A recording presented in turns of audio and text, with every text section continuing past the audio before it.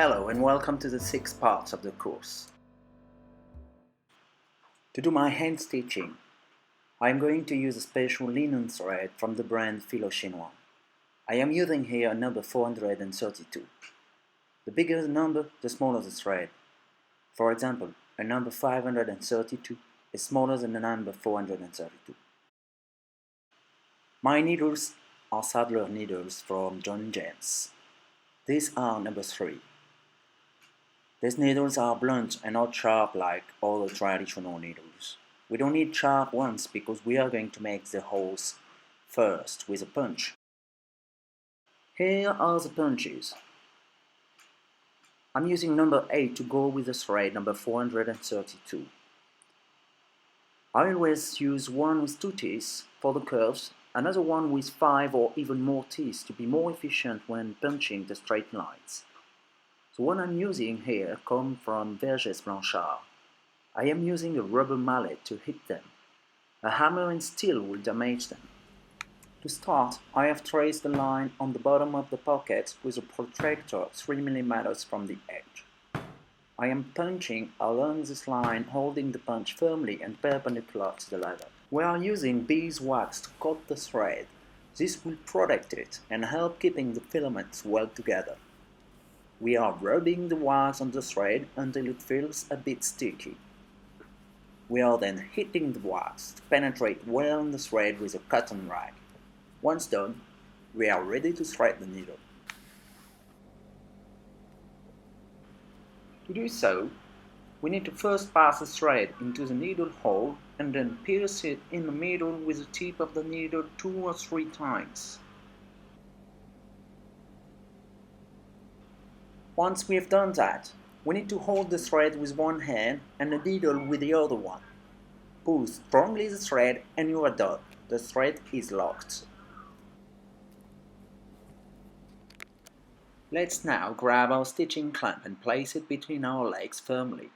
Place the piece of leather with the stitching parallel to the clamp jaws.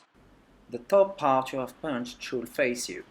You should always do stitching toward yourself. Try to replicate the exact same motion I'm doing in this video. Note that I am left-handed, so the stitching clamp might need to stand on the other side for you. To get a perfect slanted stitch, you will need to be careful in the way you are placing the thread. You have to repeat the same exact position of thread for each of the stitches to create a slanted stitching.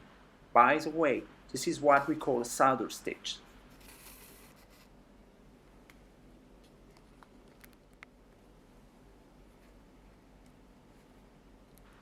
We are at the end of the stitching line now, and to secure it, I will need to go back into the last 2 stitches.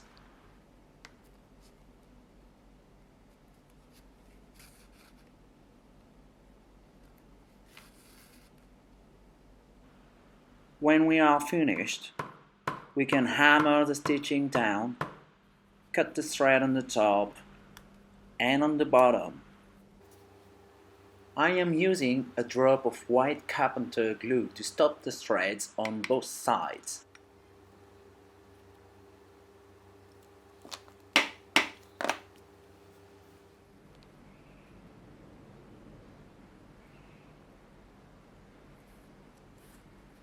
Let's glue and stitch the bottom pockets now. I am applying neoprene adhesive on about 3 mm. Allow at least 5 minutes for the glue to dry properly.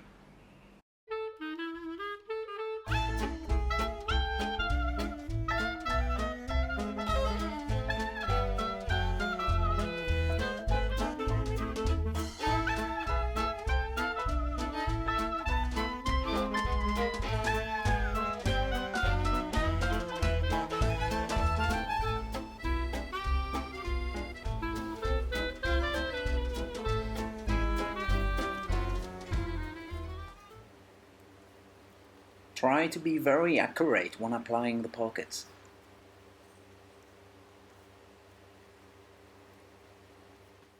Once all the pockets are positioned, hammer them gently.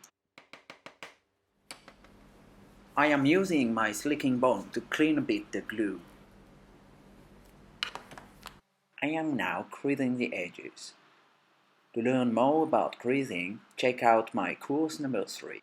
Using the protractor, let's now trace a line 3 mm from the edge.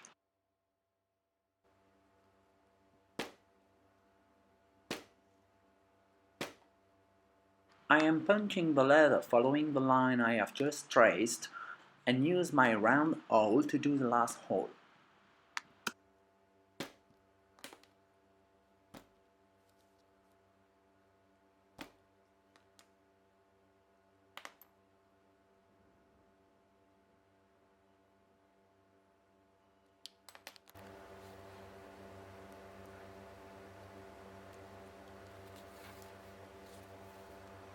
I am now stitching these two lines the same way we did before. The camera angle is a bit different and it might be easier for you to see what's going on in detail.